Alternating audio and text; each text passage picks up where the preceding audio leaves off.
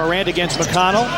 Pick and roll. Morant. Oh! My word! Don't be surprised if Ja Morant could be the next big-name superstar to be traded in the offseason, and it's not because the Memphis Grizzlies don't like him. He's still one of the best rising stars in the league, but there might be good reasons why Morant might have to pack his bags over the summer. When he entered the league in 2019, Morant was undoubtedly the future of the Memphis Grizzlies. They finally found a franchise star to lead the team into the future after the grit and grind era in the Grizzlies, and he's shown the talent and skill level a superstar needs. Morant has made the All-Star team twice and was an All-NBA second-team selection in 2022 at a very young age. The ceiling was incredibly high for him, especially when he was still improving and growing into his body. And there's no doubt he's one of the greatest athletes in the league right now, capable of jumping off the roof and dunking on anyone, including the 7'4" alien Victor Wembanyama. If you have a talented player like that on your team, you're supposed to keep him for as long as you can.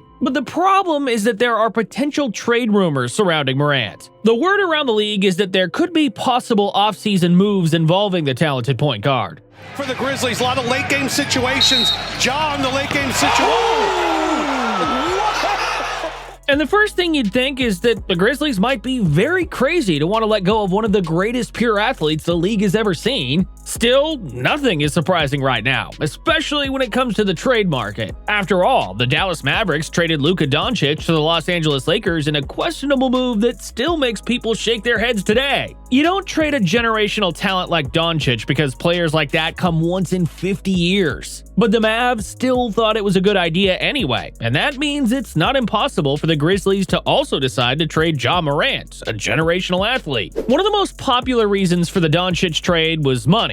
Luka was set to make the Supermax sum after his current contract ends. He was supposed to sign the largest contract the league has ever seen. Unfortunately, the Mavs and their general manager, Nico Harrison, didn't think he was worth the Supermax because of his apparent lack of defensive effort and poor conditioning. They weren't willing to give Luka a ton of money, especially when they thought he wasn't putting enough effort on the other end of the floor. So, because of that, he got booted out of Dallas, even though no one saw the team thinking about trading one of the greatest talents the league has ever seen. And this same financial reason could be one of the driving forces for a potential Ja Morant trade in the offseason. Jaren Jackson Jr., the team's star power forward, has balled out the entire season and made the All-Star team once more while leading the Grizzlies as the team's best star.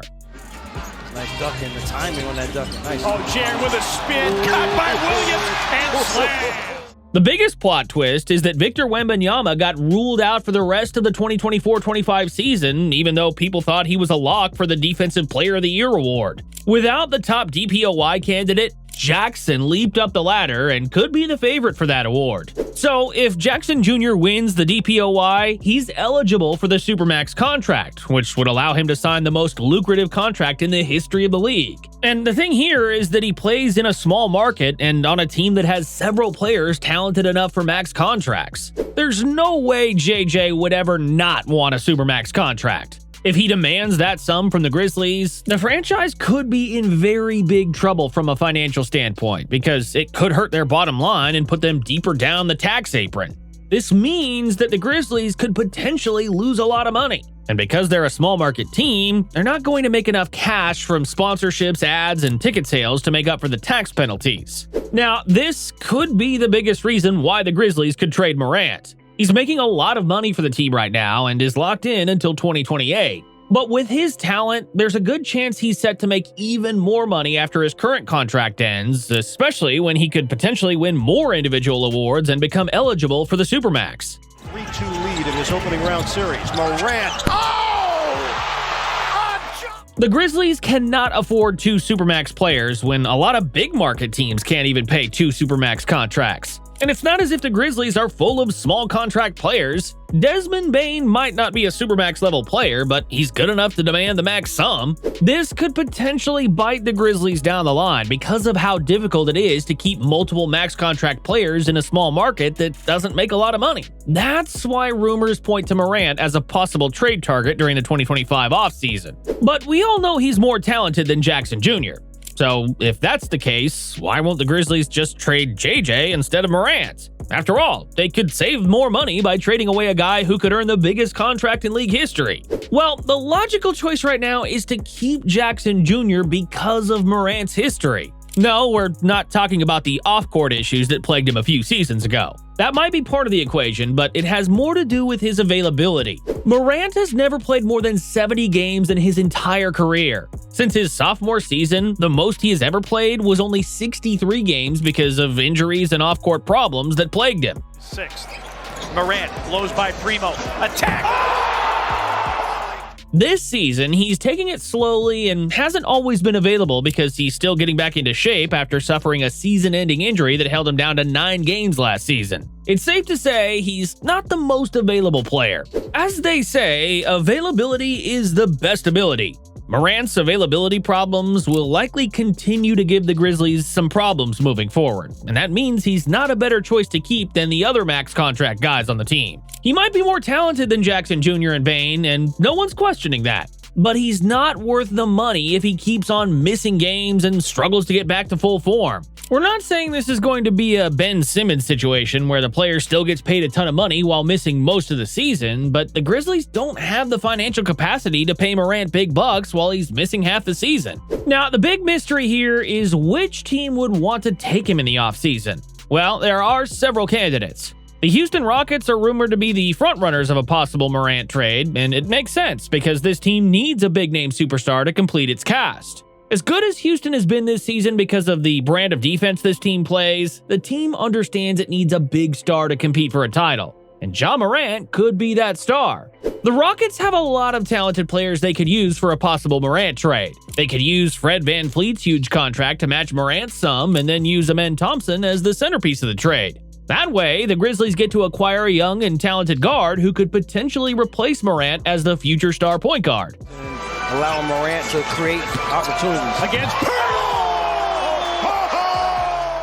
And because VanVleet won't be demanding a huge sum after his contract ends in 2026, the Grizzlies have more cap space to work with. Meanwhile, Thompson won't be eligible for a big contract extension for a few more years if he suddenly becomes a star. This move could be a win-win situation for both teams.